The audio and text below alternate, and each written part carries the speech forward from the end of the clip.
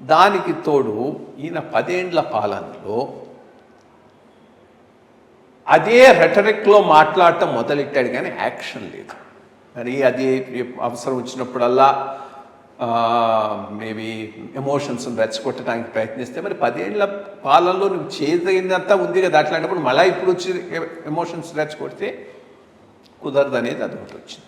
మూడోది చాలా important factor, strong community basis బీఆర్ఎస్కి లేదు.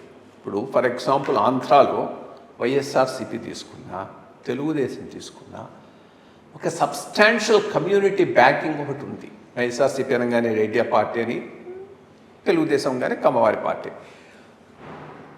అక్కడ ఏంది, ఒక 30-40 నియోజకవర్గాల్లో సాలిడ్గా వాళ్ళు ఒక 20% పాపులేషన్ ఉండేటటువంటి అటు ఉన్నాయి ఇటు ఉన్నాయి.